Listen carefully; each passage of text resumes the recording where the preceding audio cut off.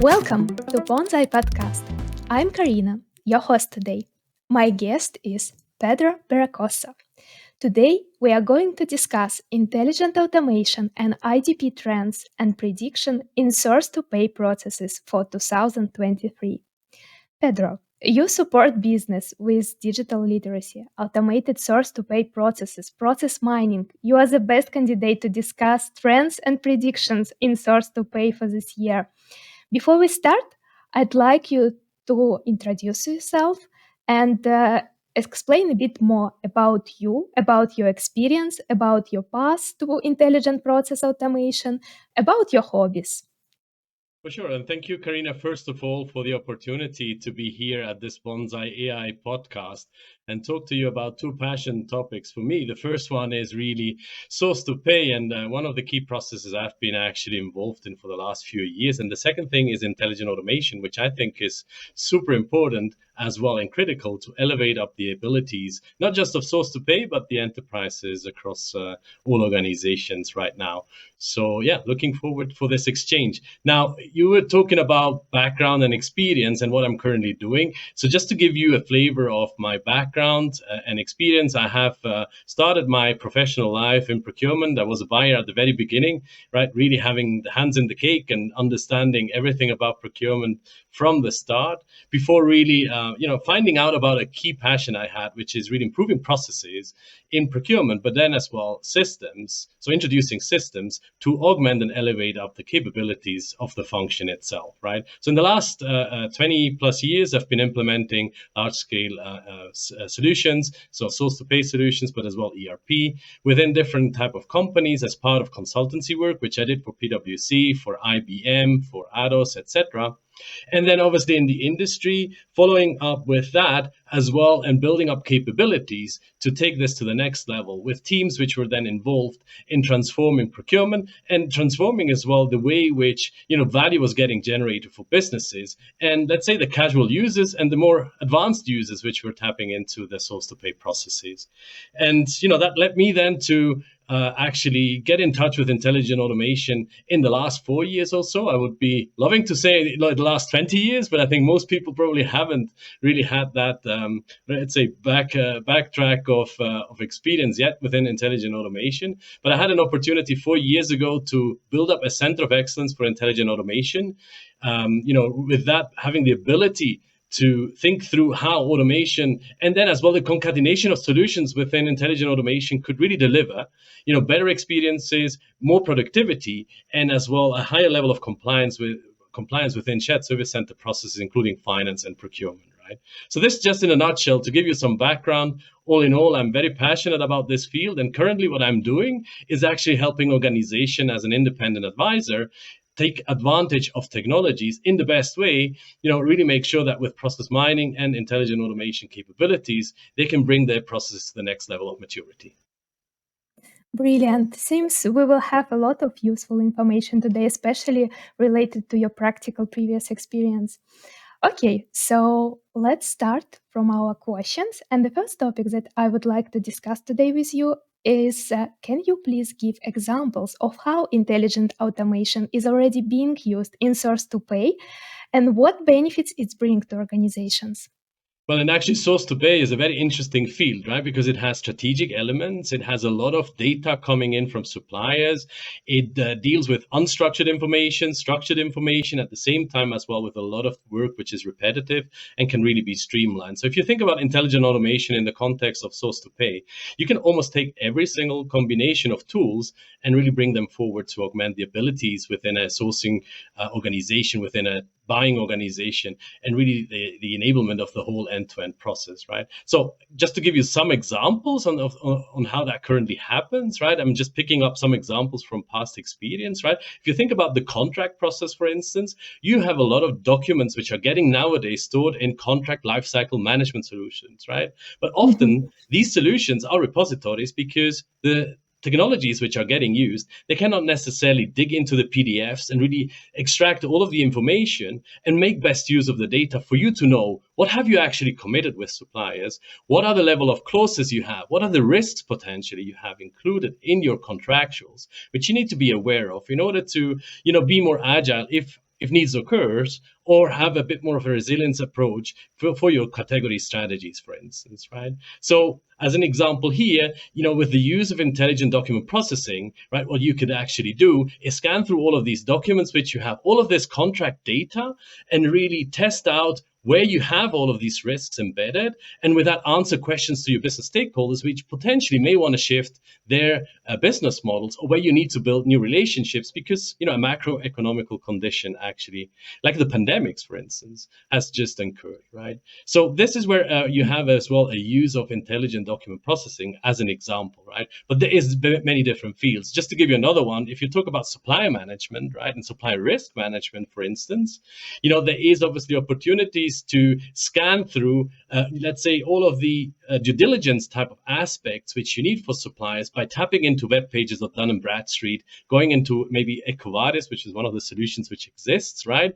And actually getting out all of these alerts and indicators on the viability of your suppliers at a larger scales, not just for one supplier, or let's say for 20 suppliers a day, but maybe for 200 suppliers a day. And with that, giving people then the focus to go back and really check on the alerts rather than be focused on doing these transactional data extraction activities and then reconciling them into a file, right? That was just a second case. And just to conclude, I think in the space of invoice reconciliation, there's so many things you can do, right? I think there is obviously a lot of document ingestion, there is classification, there's possibilities for IDP there to as well be employed, and with smart ways of AI, really then be based on rules, able to promote transactional activities forward and pre-fill information so that there's almost a touchless invoicing process in place, which then can really liberate a lot of the efforts which currently are somewhere caught up in really handling invoice exceptions and making sense of them. Right. So these are just three examples, but I think there's many more, and I'm pretty sure in the course of our conversation we'll tap into a few more cases as we go along. Definitely. Yes, right. A lot of different use cases for automation in source to pay processes. And I like that you already underlined one of them, which is quite complex for financial department, all this invoice reconciliation stuff, which can be resolved with IDP solutions. But now I guess that some of the companies are already on the way of their source to pay process automation. If to talk about the current year, about 2023, what are the main trends and prediction for the adoption of intelligent automation in source to pay? Well, it's a very good question, right? Because as you're rightly saying, companies are already on their journey for a while. And some of them will actually come back and tell you, well, but we've already implemented one of the large suites, right? So why do I need to do that, right? But actually what is in view for this year is really taking advantage of scaling automation beyond just, let's say, fragmented use cases, but more into hyper automation, right? Which is end-to-end processes automated with all means you have in the toolbox. So really looking at, how could you actually reimagine a process so that it starts already off with an intake, which is electronic data, and how does it then actually get transacted through the activities with the support of not just RPA, but with AI and some of the other levers you may have as well, in order to offer up a better experience for your user with the means of a virtual agent or with the means as well of tracking capabilities of workflows. So really re-looking at process journeys and re-looking with that at the abilities of layering, whole chains of processes into automation is, I think, where the focus this year will go. And this goes a little bit away from the last few years where there was experimentation happening, there was scaling of RPA just as a singular use case, but concatenation of use cases with AI potentially were not yet possible because the maturity of the solutions were not really there. So one of the big trends, hyper automations, closing the gaps within source to pay where they are, right? And at the same time, returning as well back, a good user experience to users by giving them access to, just AI recommendations, but then as well the ability to interact potentially with agents or more productivity as well through ingested and as well, let's say, intelligently converted information, such as, for instance, the data which gets captured within the supplier process. The second Yes. trend, which I would, yeah, sorry, Karina? Yeah, sorry, just to summarize what you said, I wanted to add that during the past couple of years, I see a lot of indicators that speed up the process of adoption automation in the company, such as, for example, COVID, of course, changed our life. Yes. We started to do everything remotely. And a couple other things, like you mentioned, maturity of the processes. Companies feel that they already adopted different solutions such as ERP solutions, cloud solutions, CRM solutions, and now they feel that there is something more they can do to optimize and automate their processes. And you know what is really driving this? Besides the fact that the pandemic obviously now has changed the mindset of people as well, right? Before that, I remember when we were Yes. going to suppliers, asking them to send us an electronic invoice or send us an invoice in a PDF, many were coming back saying, hey, this is extra effort for us, right? The pandemic really changed that narrative. Now, right now, suppliers are coming back and saying, how can I do more streamlined activities with you? I've got a lot of people who are tired. They want to have a better working experience as well. For them to actually go and actually, manually send you things or do activities which are not automated are not helping us either, right? So the narrative Yes. around the pandemic has really liberated digitalization and digitalization of processes, right?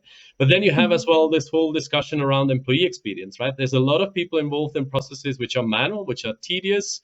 They want to be actually employed to deliver value from a procurement perspective. They want to talk to their business partners about possible solutions for cost reduction, for supply relationships, innovation they potentially could actually bring in from these relationships they have. They won't necessarily deal with all of these exceptions and really handle them and kind of track POs, right? I think that's probably something which in the past, like when I started my career was kind of interesting, but by now I think most people, they really want to go to the next step, right?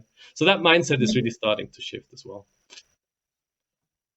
So we're talking about hyper automation. This was one of the first trends, and maybe just to add another one, right, which is I think quite evident as well right now in the conversations, and you may actually know that as well as me, right, is generative AI, right? And I think there's this big question: what is this going to do within the space of intelligent automation? What is it going to do for source to pay, right? So actually, this will be interesting this year in 2023 to uncover the use cases which are going to help us understand how all of these AI-based solutions can potentially help us to get to the next mile, right? And that means giving possibilities then for processes such as sourcing to actually be almost not autonomously run, but be run as well with a support of a generative AI chatbot, for instance, right? And with that, have the ability of spilling out specifications faster, building RFPs, let's say in a shorter time frame, but then as well have this whole responsing and awarding process with suppliers as well supported based on rules and as well with the human involved where necessary, right? So this is going to be super interesting as well in my point of view. I like the second point even more than the first one because, yes, quite a lot of hype around this ChatGPT and generative AI right now at the moment. And we see that competition is started, like different companies are trying to introduce better and better models, which is quite good for us as end users because then we will receive better and better results. And then it's quite interesting how we can embed these solutions inside of our automated already business processes or even business processes to see a real time insights about, like, for example, I can ask this bot about when will be the end date of my contract or something like this. I'm trying to imagine the future, and it's good that you brought it here as well. Yeah, and I think Yes. this all connects somehow back to data, right? And I think this is kind of number three I would mention, which is, again, in procurement, there's a lot of data, right? There's spend data, there's spend patterns, there's business unit information, there's supplier information.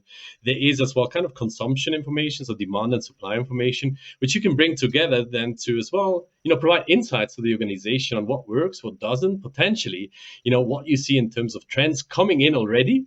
And with that, advise as well your supply chain organization, manufacturing, or potential commercial organization on better business models as well. So really pimping up, if I may say that word, your business partnering will be maybe possible as well with a lot of this data flow, which is now with AI being able to be tapped into, and with the insights you can generate from the information you have at your finger points, really. Yeah. Yes, interesting. It's interesting to imagine our future.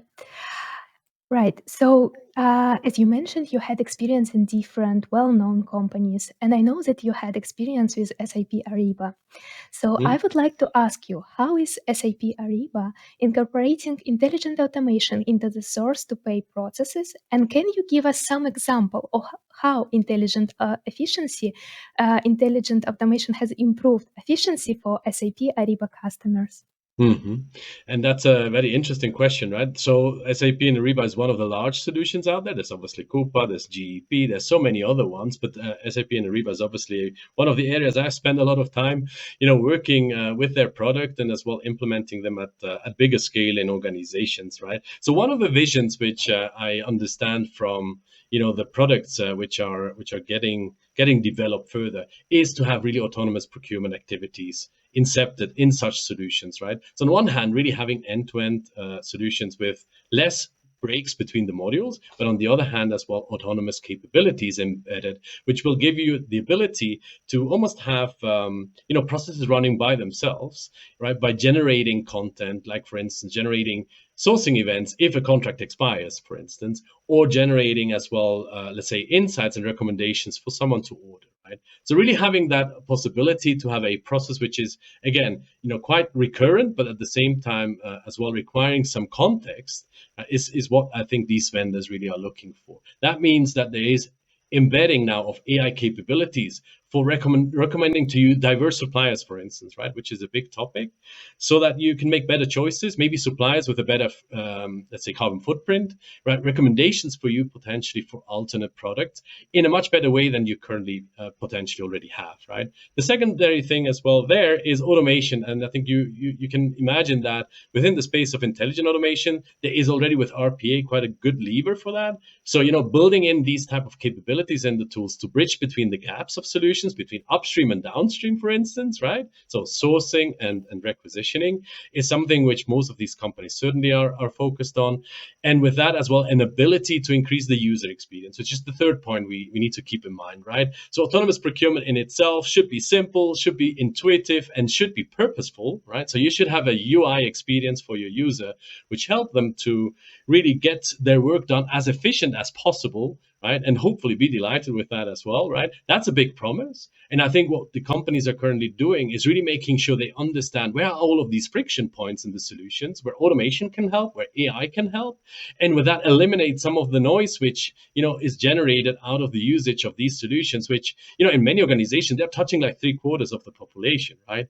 So what you really want is really embedding capabilities into these tools, which make it easy, intuitive, and as well simple to use. And I think this is where the direction is going for most of these organizations. Sometimes it's with leveraging of additional modules which come from other teams, right? Which come from automation teams, which come from IDP vendors. They come potentially from, let's say from virtual agents, which can be actually plugged in so that you have a guided buying experience, right? You can get guided through your requisitioning process, for instance. And sometimes it's inbuilt already in their own solution by a module which gets actually augmented, right?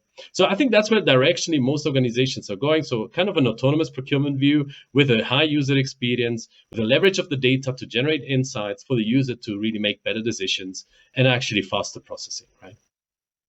Yes, great. Interesting about an autonomous procurement experience and about the suggestions about vendors. You mentioned here a lot of quite good use cases. So I hope that for someone who is using SAP Ariba, it will bring some insights how they can um, extend their solution and functionality. All right. So, how does intelligent automation increase supplier engagement? If we come to specific question about supplier process, supplier engagement, it's very, very important to maintain it on a high level. So, how intelligent automation can help there? Well, and I think if you think about supply engagement, there's a whole life cycle of activities, right? So, a supplier gets engaged usually with an onboarding process, right? Well, first of all, you need to find that supply, but then it's kind of an onboarding process which kicks off the activities for you to get in touch and really engage with a supplier, and with that, then be able to utilize a supplier moving forward in your activities for procurement, right? So, if you Yeah. think about how this whole life cycle can be supported, right, very early on, starting with the onboarding process, for instance, there's an ability which you can provide with intelligent automation here, for instance, with an end-to-end journey being understood and kind of all endpoints being understood of how a supplier journey actually gets executed, that you can start layering with hyper automation an approach which helps you understand how you can build, for instance, a virtual agent which helps the supplier to understand onboarding questions, the code of conduct, and a lot of these prerequisites, and then as well where to go for actually recording their data, recording their supplier vendor information, so that they can actually get into the next stage, which is validation and qualification of activities, right? So here, if you think about the whole journey, you can start up with virtual agent activities. You can provide through a portal as well an activity where a supplier can start their onboarding process, right, for the supplier records. You can then move into your qualification activities, and from there forward, you can then actually get your supplier promoted for sourcing activities, and from there forward as well, help them as well with invoice PO and invoice activities, right? Where there's going to be most of the engagement happening, really, if you think about it, right? This is where you have the more transactional activities, but they're kind of the volume activities with most of the suppliers, and making them life easier to send you an invoice, and that invoice being then actually ingested and reconciled properly, but then as well handled for exception questions, maybe back with the suppliers and related payments, is where you will find probably a lot of the volume activities happening in the engagement with your suppliers. So smoothing out that part, really, really important. Most suppliers, they will come back to you nowadays and they will tell you that, they have so many different portals from all of these customers. If you give them a unique point of entry, that unique point of entry is as automated as possible for the activities they have, and they can get really smartly through that process. That's already giving them a lot of value for their relationship, where they can then as well really focus on generating innovation for you, or giving you the product in time and in quality, rather than really producing paperwork on your behalf, right? So I think that's kind of the direction which I think most companies are taking. And so looking back at my own experience, we have automated a lot of work around the supply risk management space. We've worked a lot with suppliers as well on their automation activities for invoicing. So whether it's PDF invoice, an EDI invoice, an end-to-end invoice, and particularly then as well how to handle questions back and forward. This is where I think I've seen a lot of efforts going, with a lot of value being generated. Yes, interesting about unique and automated point of entry. I think it's important. What's something which has helped to maintain a good engagement of suppliers. Definitely something that required from automation. Okay, we started to divide the source-to-pay process into different use cases. We discussed already suppliers onboarding process, and now moving on to compliance check.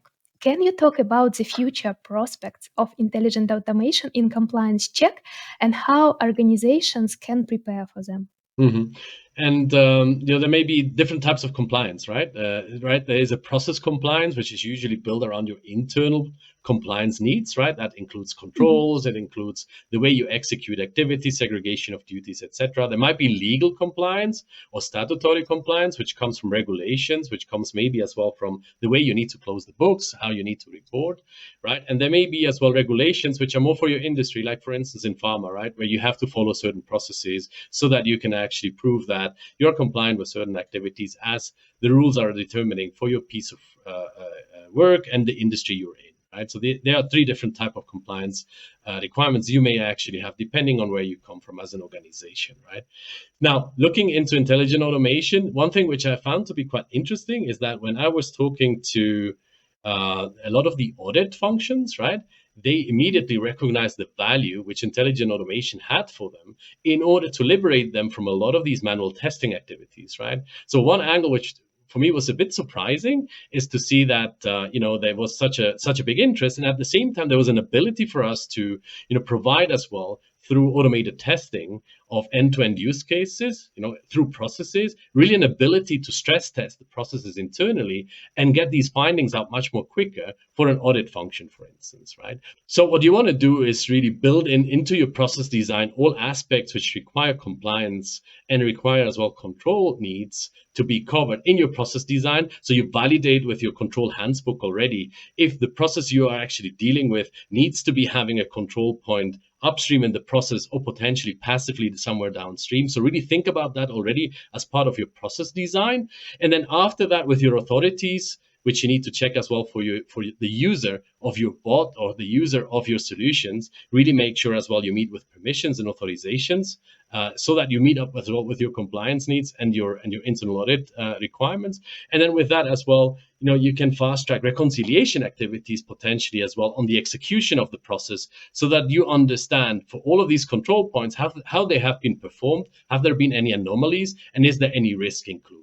Some of the good use cases I have seen as well, going more into the direction of fraud checks, right, is really over checking, let's say, the volumes of invoices you have on two things. The first thing is duplicate check to see, am I paying twice the same thing, right?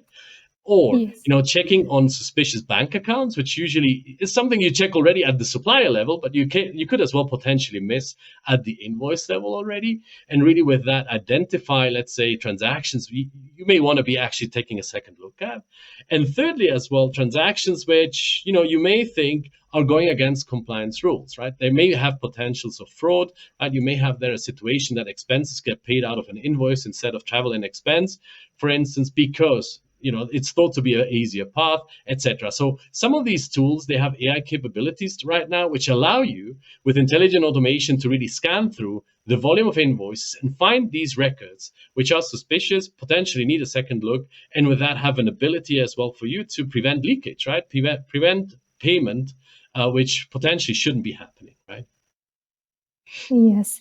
Yes, so just make a photo of your invoice, upload it into the app, and you can understand if it's compliant, if it have some suspicious record, and Right. then you can prevent loss of your money.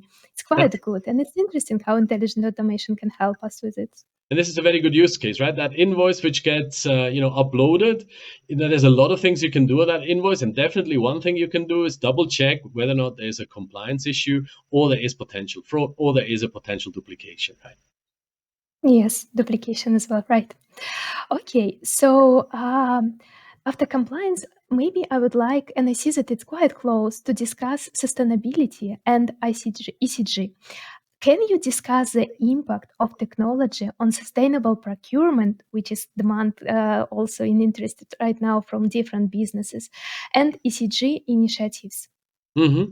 And I think most companies understand sustainability already for a while. I would think ESG is something which is, as a broad concept, coming in now in the last few years, really with a lot of acceleration. And there's obviously a need for reporting as well, right? But if we think back at the fundamentals, which are building really the data which you need for a lot of these activities, there's a lot of information which was already getting captured as part of your supplier information, which you have already early on in the process in your records, right? So a lot of companies really, they can now take leverage out of the information by making it visible to the rest of the organization on what type of diverse suppliers are included in their organization. So what type of minority-owned businesses you have, what is the geographical dispersion of the businesses, and how you can potentially leverage alternative suppliers where you potentially have a local supply, which as well, could be of interest, right? And with that, calculate as well your carbon footprint, calculate with that as well your ability to support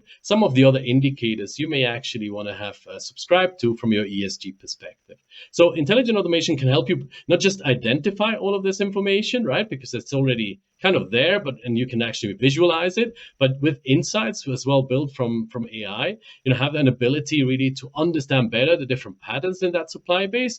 And maybe what you could do, and this is a use case I've seen as well, is if you have ordering happening for certain supplies quite prominently with large-scale vendors, maybe promote some of your minority-owned vendors, diverse suppliers, or sustainable suppliers as well for ordering, to your user base. And with that, giving them the knowledge that this is as well a goal we want to achieve as an organization by making them preferential suppliers as well for certain scope of categories, right? So on one hand, it's visibility of data where intelligent automation can help, generating the insights, And then obviously, reconciling the information needed for the reporting, right? And I think this is a big opportunity for procurement, right? Because a lot of things, which are around the ESG agenda, they're as well dealing with third-party vendors. They're dealing as well with, let's say, the supply. They're dealing with transportation. They're dealing with aspects where procurement is at the intersection of owning all of this information or having them consolidated. So with RPA and some of the other intelligent automation means,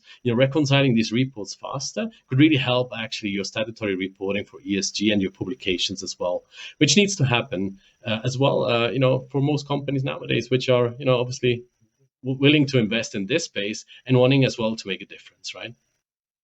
Yes, right. Insightful. Pedro, I would like to thank you for being with us today. There are so many different use cases which are in source to pay. We also discussed about the future, about high demand for ChatGPT and different AI new technology which are in the market. And it was quite interesting to hear from you some insights about SAP Ariba use cases. So I hope that you enjoy this conversation as well as our audience find it also useful for them, especially for those who just started their automation journey or are on the way.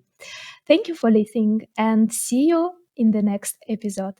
And don't forget to subscribe just to make sure you don't miss them. Thank you. Thank you very much, Karyna.